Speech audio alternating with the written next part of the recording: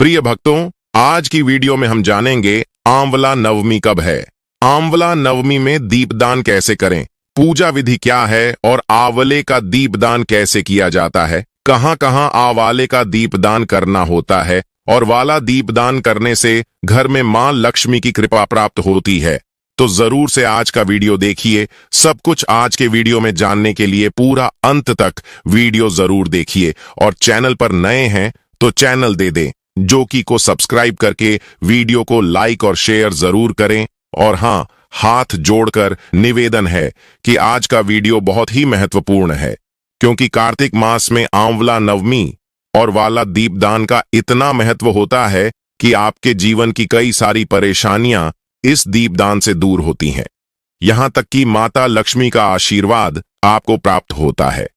हाथ जोड़कर निवेदन है कि 5 मिनट का अपना कीमती समय आज के वीडियो को जरूर से दीजिए और हां, इस वीडियो को अन्य लोगों के साथ साझा करें ताकि उनको भी इस दीपदान का महत्व और इस दीपदान का पुण्य फल प्राप्त हो।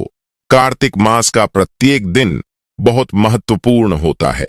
एक एक तिथि बहुत महत्वपूर्ण मानी गई है और ऐसी ही एक तिथि होती है कार्तिक मास के शुक्ल पक्ष की नौवीं तिथि भगवान विष्णु की पूजा के लिए। नवमी तिथि अक्षय नवमी की तिथि बहुत महत्वपूर्ण मानी गई है। इस दिन को आंवला नवमी भी कहते हैं, अक्षय नवमी भी कहते हैं और इस दिन आंवले की पूजा की जाती है। इस दिन महिलाएं आंवले के पेड़ के नीचे बैठकर संतान प्राप्ति, स्वास्थ्य, घर में सुख और शांति, आर्थिक समृद्धि और बच्चों की सुरक्षा के लिए प्रार्थना करती हैं। आंवले को आदि वृक्ष कहा गया है। ऐसा कहा जाता है कि ब्रह्मा जी ने सबसे पहले आंवले को ही उत्पन्न किया था और आंवले के वृक्ष में भगवान विष्णु का निवास माना जाता है। भगवान विष्णु का प्रत्यक्ष स्वरूप माना जाता है।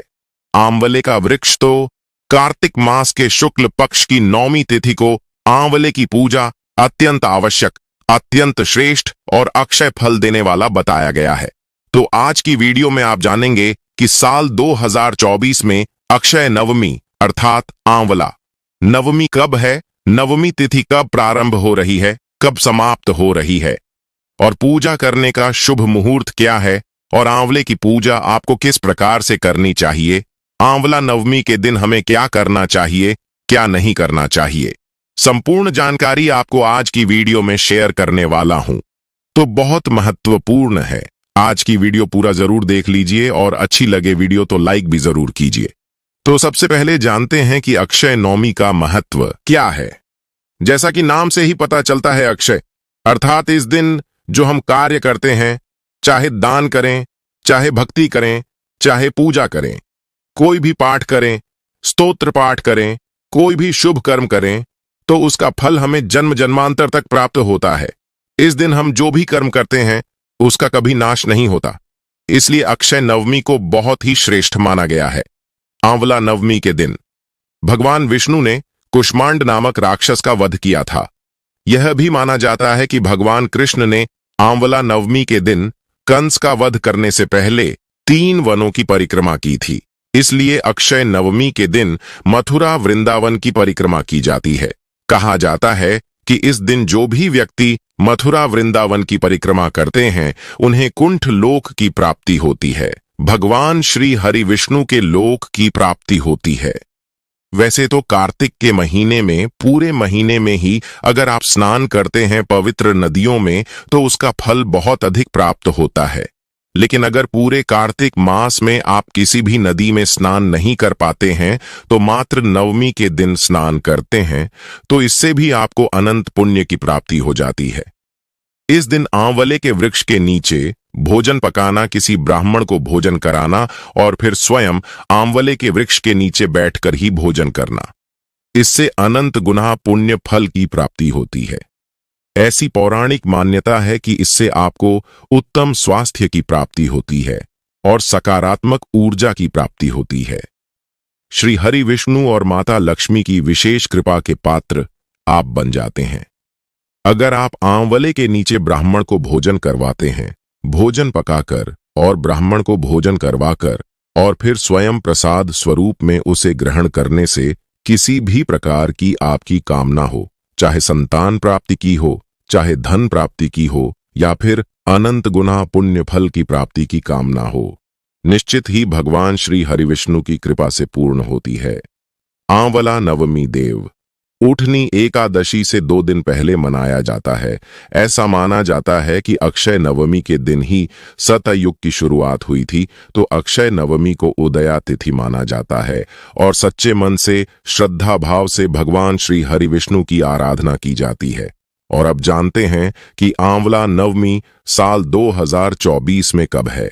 देखिए, पंचांग के अनुसार कार्तिक मास के शुक्ल पक्ष की 9वीं तिथि प्रारंभ हो रही है। 9 नवंबर 2024 को रात्रि में 10:40 पर और समाप्त हो रही है। अगले दिन यानी कि 10 नवंबर को रात्रि में 9:10 पर तो सूर्योदय कालीन तिथि के अनुसार 10 नवंबर 2024 को अक्षय नवमी अर्थात आंवला नवमी मनाई जाएगी। बात करें पूजा के शुभ मुहूर्त के बारे में, तो देखिए, पूजा का शुभ मुहूर्त आपको प्राप्त हो रहा है। सुबह 6:40 से दोपहर 12:51 तक कुल अवधि पूजा की होगी। 5 घंटे 25 मिनट की बात करें पूजा विधि के बारे में, तो देखिए, वैसे तो प्रत्येक मनुष्य आंवले की पूजा कर सकते हैं, लेकिन विशेष रूप से महिलाओं को आंवले की पूजा अवश्य करनी चाहिए।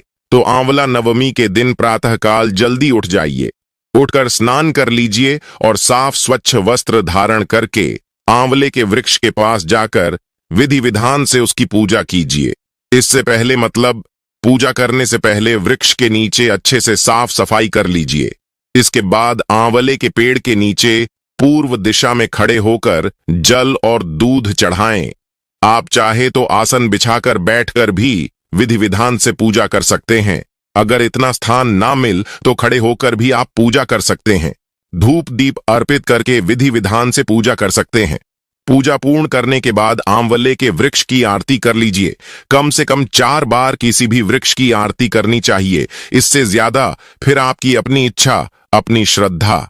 फिर कपूर से या फिर शुद्ध घी के दीपक से आरती कीजिए। आंवले के वृक्ष की और अपने परिवार की सुख समृद्धि के लिए कामना कीजिए, प्रार्थना कीजिए। भगवान श्री हरिविष्णु और माता लक्ष्मी की आराधना करते हुए आप चाहें तो श्री सूक्त का पाठ वहां पर कर सकते हैं या फिर विष्णु सहस्त्र नाम का पाठ भी कर सकते हैं।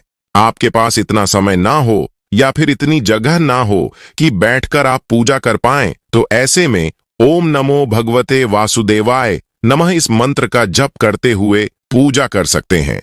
ओम महालक्ष्मीय नमः इस मंत्र का जप भी कर सकते हैं। दोस्तों, अब जानते हैं वालादि दान कैसे करें, कैसे दीपक बनाएं। संपूर्ण जानकारी वीडियो को लाइक करके चैनल दिव्य ज्योति को सब्सक्राइब करने और कमेंट में जय मां लक्ष्मी जरूर से लिखें। और अभी तक आपने वीडियो शेयर नहीं किया तो हाथ जोड़कर निवेदन है, जरूर से कर दीजिए ताकि अन्य लोगों को पता चले। मान्यताओं के अनुसार कार्तिक मास में आंवले और तुलसी जी की पूजा करने से हर तरह के पाप नष्ट हो जाते हैं। पितृदोष हो तो पितृदोष दूर हो जाता है। जैसे जिसके मन में कामना है, उस कामना को लेकर यदि आंवले का दीप दान किया जाता है तो हर प्रकार की कामना भी पूर्ण हो जाती है। जिस घर में आंवला दीप दान किया जाता है, उस घर में सदा मां लक्ष्मी जी का स्थायी वास भी बना रहता है।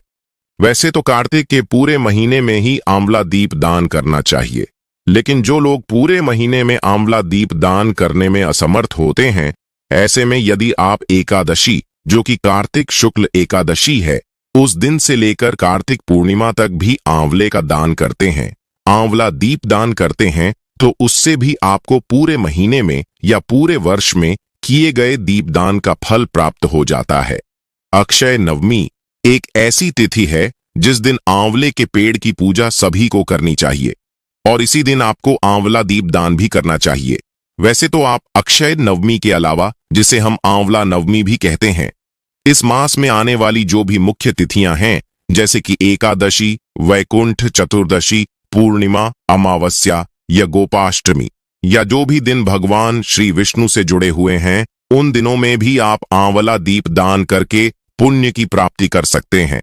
अक्षय नवमी के दिन तो हर किसी को आंवले के पेड़ का पूजन करना ही चाहिए। आसपास आंवले का पेड़ हो तो वहां जाकर पहले पेड़ की जड़ में आपको साफ सफाई करके कच्चा दूध और जल मिलाकर या सादा जल मिलाकर धूप दीप जलाकर फिर आपको आंवले के पेड़ की 7 बार कम से कम परिक्रमा करके दीप दान करना चाहिए। हमारे धर्म में जिस तरह से अक्षय तृतीया का महत्व है, जिस तरह से अक्षय तृतीया के दिन किए गए दान का या दीप दान का अक्षय गुना पुण्य प्राप्त होता है, ठीक वैसे ही अक्षय नवमी के दिन किया गया दीपदान भी जन्म जन्मांतर तक पुण्य प्रदान करता है। आज के दिन आप सुबह स्नानादि से निवृत्त होकर आंवले के पेड़ की पूजा करें। आप आंवले के पेड़ की परिक्रमा करें। यदि आंवले का पेड़ आसपास ना हो और आपके पास आंवले हो तो आप भगवान विष्णु को आंवले समर्पित करके आंवलों का भी पूजन कर सकते हैं। और इस दिन आंवले का सेवन किसी न किसी रूप में जरूर करना चाहिए, चाहे आप जूस के रूप में या ऐसे ही फल खाकर मुरब्बे के रूप में, चटनी के रूप में, कैसे भी कर सकते हैं।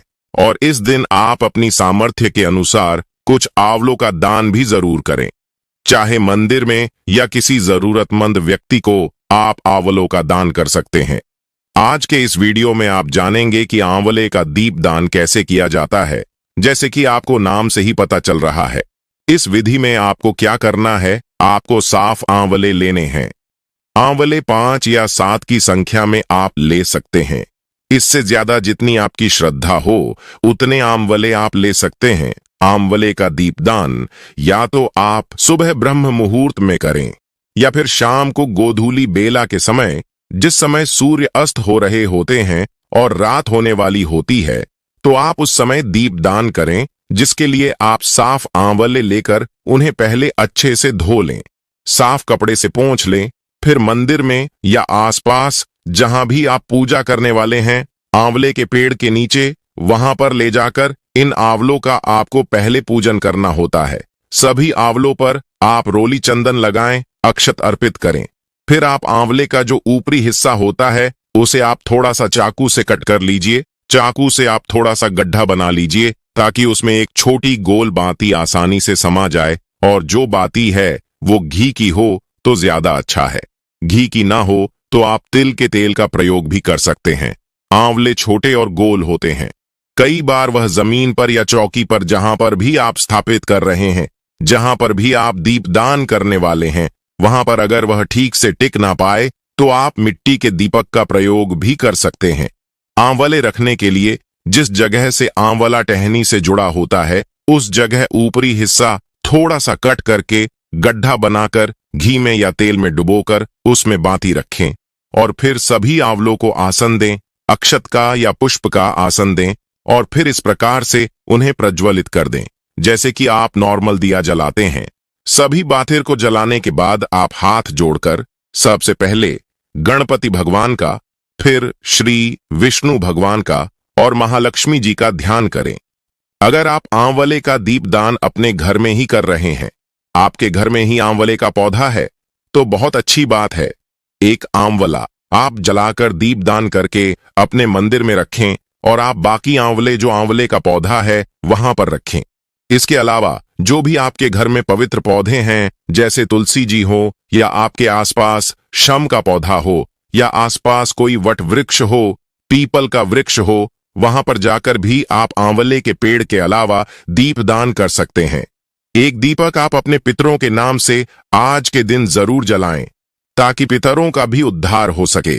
जब पितर कष्ट में होते हैं या अपने कर्मों के कारण नरक में होते हैं, तो ऐसे में यदि पूर्वज या परिवारजन उनका अंतिम संस्कार विधिवत ना करें या अमावस तिथि को या हर बार श्राद्ध पक्ष में उनका विधिवत श्राद्ध ना करें या फिर उन्हें तिलांजलि ना दें या उनके नाम की पूजा ना करवाएं, उनके नाम का भोग ना निकाले, तो ऐसे में घर में भारी कलकलेश होता है और पितृदोष लग जाता है।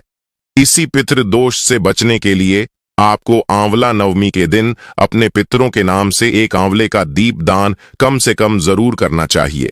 बाद में ये जो आंवले हैं जो आपने बाती बनाकर लगाए हुए हैं, उन आंवल को आपको पानी में विसर्जन कर देना चाहिए। आप थोड़े से आंवले मंदिर में भी जरूर चढ़ाएं, जिन्हें आप प्रसाद रूप में परिवारजनों में बांटकर खुद भी ग्रहण करें। वैसे तो बहुत से लोग आंवला नवमी के दिन उपवास भी रखते हैं। दिन भर उपवास रखने के बाद शाम को इन्हीं आंवलों को प्रसाद रूप में ग्रहण करके अपना उपवास खोलते हैं। अगर आप भी उपवास रखना चाहते हो तो आप भी इसी विधि से उपवास खोल सकते हैं। आंवले का दान आप जरूर करें।